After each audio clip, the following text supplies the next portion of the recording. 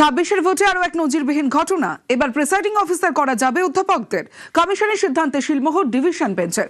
আমার সঙ্গে অর্ণব রয়েছে, অর্ণবের সঙ্গে কথা বলবো। অর্ণব, আগে তো সিঙ্গেল বেঞ্চ নিষেধাজ্ঞা দিয়েছিল, এবার ডিভিশন বেঞ্চ কি জানালো? দেখো, কয়েকদিন আগেই সিঙ্গেল বেঞ্চে বিচারপতি কৃষ্ণা রাও তিনি পরিষ্কারভাবে খুঁজে পেয়েছিলেন, ত্রুটি খুঁজে পেয়েছিলেন নির্বাচন কমিশনের কাজের। তাই কলেজ বিশ্ববিদ্যালয়ের অধ্যাপকদের প্রিসাইডিং অফিসার করার যে সিদ্ধান্ত সেটাকে খারিজ বা বাতিল করে দিয়েছিল। কিন্তু সেই সিদ্ধান্ত নির্বাচন কমিশন চ্যালেঞ্জ করে যৌথ বেঞ্চে গেছিল।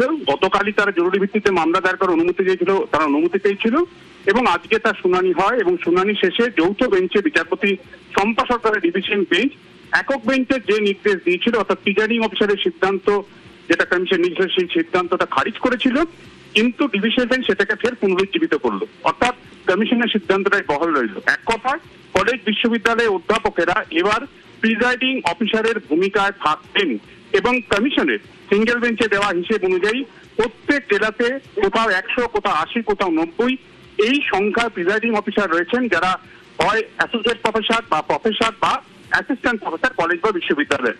এবং যে কমিশনের যে বিজ্ঞপ্তি ছিল, সার্কুলার ছিল 2010 সালের, সেই সার্কুলারকে ভায়োলেট করে যে সিদ্ধান্ত এবার কমিশন নিয়েছিল সেই সিদ্ধান্তটাই আপাতত বহাল থাকলো, কারণ একক বেঞ্চের নির্দেশের উপর স্থগিতাদেশ চাপিয়ে দিল ডিভিশন বেঞ্চ। এক্ষেত্রে ডিভিশন বেঞ্চের যুক্তি, কলকাতা হাইকোর্টের ডিভিশন বেঞ্চের যুক্তি যে সাংবিধানিক দায়িত্ব পালন করছে নির্বাচন কমিশন এবং এই মুহূর্তে এসআইআর পরিস্থিতি, এসআইআর এর আবহ এবং একেবারে শেষ মুহূর্তে এই নির্দেশ দিতে এই পুরো বিষয়টার মধ্যে। ধন্যবাদ অর্ণব।